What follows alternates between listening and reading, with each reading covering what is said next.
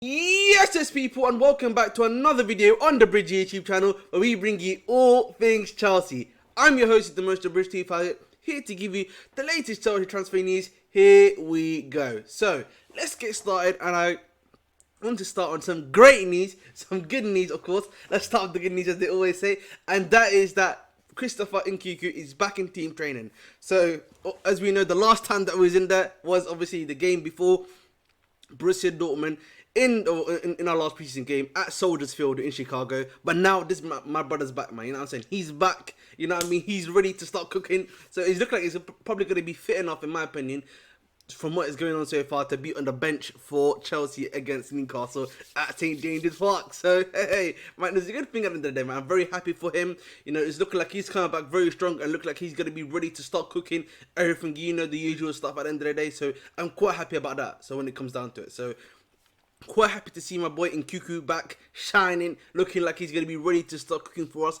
which is the great thing to see. Now, of course, that then brings in the question that I always say is that, who do you then replace Nkunku with? Now, obviously, we've seen that, you know, there's him primarily play at the 10 role for RB Leipzig. He's obviously played in the striker role for them as well. Can play on the left wing as well. So got three positions there.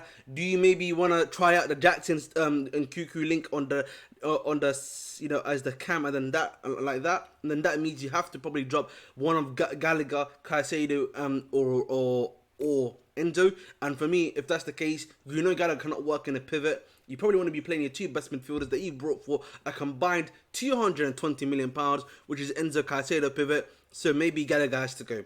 If you don't want to lose Gallagher, maybe, and then you say, listen, you know what, I feel like Nkunku can work best on the left wing. Okay, if that's the case, then one of Sterling and Palmer is gonna have to drop, essentially, because then if you don't believe that, then you're gonna have to play Nkunku on the left wing. Then that means Sterling has to drop. Or if you believe Sterling, if Pochettino believes that Sterling is too important, then you run into the problem of then saying, okay, then if that's the case, then we need to remove my guy on the right wing, Cole Palmer, and then play Sterling there, which is not great because, you know, we've seen how big of an effect that Cole Palmer has had on the team. So is that, and maybe you could say the final one, which may be the easier option, maybe if you're Pochettino, which is that, listen, Jackson, he's been scoring. Yes, he scored like five, if I'm not mistaken, 4 goals in the last 2 games for us against both Tottenham and Man City, but you know, he still hasn't been bagging as enough for us that we need him to do so, and because of that, let's put him on the bench. Let's tell him hold bench, and then let's bring on, you know, Nkunku as our number 9 to play for the rest of the season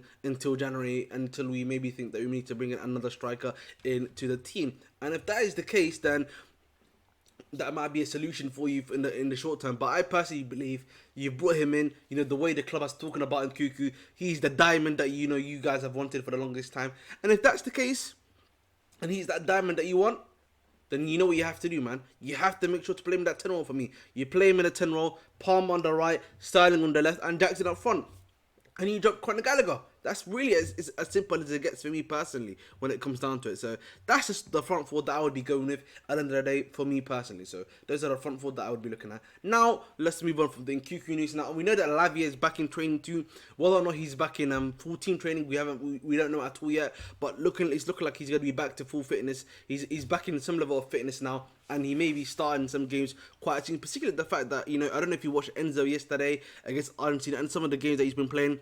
He looks like someone that needs a rest, man. He needs to hold bench for a while, you know, recuperate, rejuvenate himself before we let him back in the sticks. And, you know, to be honest, you know, after, you know, this game against Newcastle, you've got Brighton United, and then after that, it's quite an easy fixture going forward. So if that's the case, that's the perfect time to be bringing your Lavia in to be playing alongside a Caicedo, and then, you know, you can see some things happening there at the end of the day. So we'll see what happens there, but I think you got an easy solution there, and I can't wait to see my boy Lavia shining. That's pretty much as simple as that. So that's obviously some of the good news going forward. Let's talk about some other news in particular, and that is that Chelsea, Newcastle, Sheffield United, Man City, Everton, Wolves and Nottingham Forest voted against the ban of not being allowed to sign players on loan from partner teams.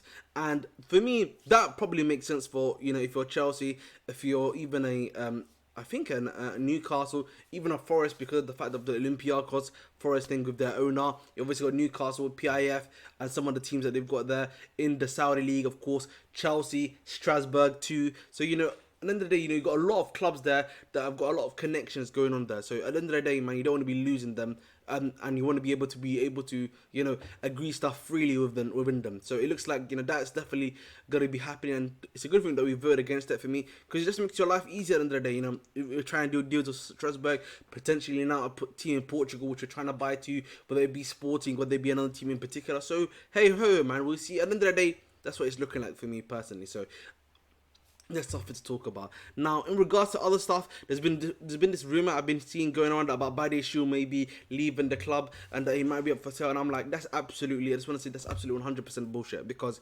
listen, we brought this guy in January. He's been one of our better one of the club's best signings in my opinion in this ownership. Quality centre back, top tier. And for me, I'll start on left side of centre back. There's no way that guy's leaving, man.